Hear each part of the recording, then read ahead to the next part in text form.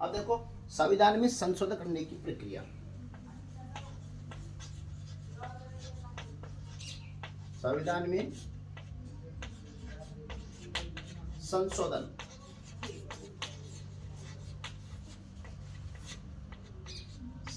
संशोधन करने की प्रक्रिया। संविधान में संशोधन किस प्रकार से होते हैं, ध्यान रखना, किस अनुच्छेद के तहत होते हैं? अनुच्छेद 368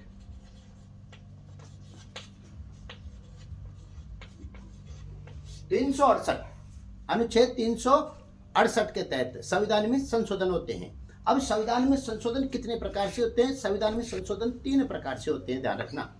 संविधान में संशोधन 3 प्रकार से। नंबर 1, संसद के साधारण बहुमत से। संसद के साधारण बहुमत से। नंबर 2, संसद के विशेष बहुमत से, अर्थात 2/3 बहुमत से। नंबर 2 और नंबर 3 है संसद के विशेष बहुमत, अर्थात 2/3 बहुमत के साथ, 2/3 बहुमत के साथ, विशेष बहुमत के साथ, 2/3 बहुमत के साथ आधे से अधिक राज्य के विधानमंडलों की स्वीकृति से। आधे से अधिक राज्यों के विधान मंडलों की स्वीकृति से। तो संविधान में 3 प्रकार से संशोधन होते हैं, ध्यान रखना।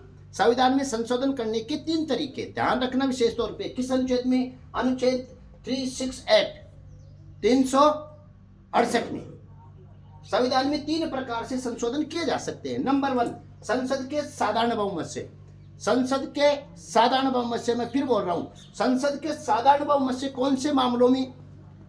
राज्यों का, ध्यान रखना, राज्यों के गठन से संबंधित, राज्यों का गठन करना, नए राज्यों का गठन करना या राज्यों का अंत करना और राज्यों की सीमाओं में परिवर्तन करना। साधारण बहुमत से देखो, नए राज्यों का गठन से संबंधित, राज्यों की सीमाओं में परिवर्तन से संबंधित, पहला। दूसरा, साधारण बहुमत से नागरिकों की नागरिकता से संबंधित, नागरिकों की नागरिकता से संबंधित। और तीसरा इसमें है विधान परिषदों के निर्माण से संबंधित और अंत से संबंधित।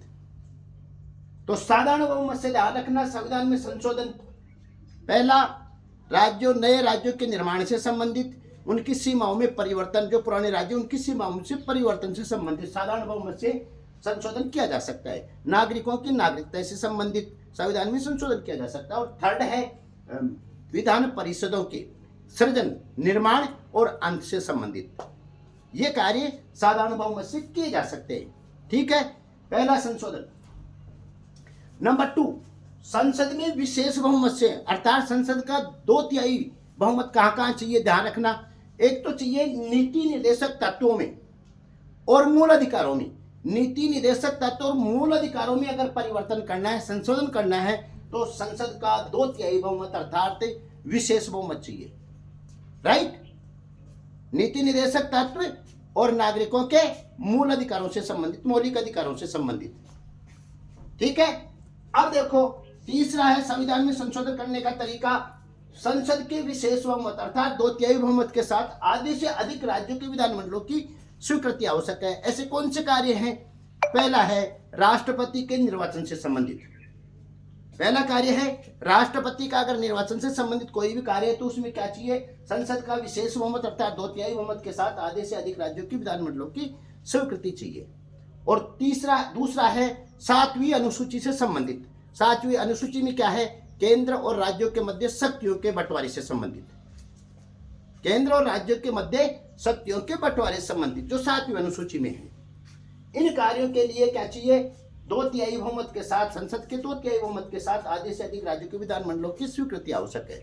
ओके, तो अब आपने देख लिया संविधान में संशोधन कितने प्रकार से? 3 प्रकार से। किस अनुच्छेद में? अनुच्छेद 368 के अंतर्गत 3 प्रकार से साधारण, संसद के साधारण बहुमत से, ठीक है। साधारण बहुमत में क्या क्या चाहिए? अब मैंने बता दिया आपको, राज्यों के गठन से संबंधित और उनकी सीमाओं से संबंधित, नागरिकता से संबंधित और विधान परिषदों के निर्माण और अंत से संबंधित, राइट। संसद के विशेष बहुमत अर्थात 2/3 बहुमत की आवश्यकता कहाँ पड़ती है? संविधान में संशोधन की नागरिकों के मौलिक अधिकारों से संबंधित और नीतिक निर्देशक तत्वों से संबंधित अगर इनमें बदलाव करना है तो संसद की विशेष बहुमत की आवश्यकता है। और नंबर 3 है तो संसद के 2/3 बहुमत और आधे से अधिक राज्यों के विधानमंडलों की स्वीकृति कहाँ हो सके? राष्ट्रपति के निर्वाचन से संबंधित और 7वीं अनुसूची में वर्णित विषयों से संबंधित। जो कौन से विषय हैं? केंद्र और राज्यों के मध्य शक्तियों के बंटवारे से संबंधित। तो इस प्रकार संविधान में संशोधन 3 विधियों से होता है, साधारण बहुमत से, विशेष बहुमत से और विशेष बहुमत के साथ आधे से अधिक राज्यों के विधानमंडलों की स्वीकृति से। ओके।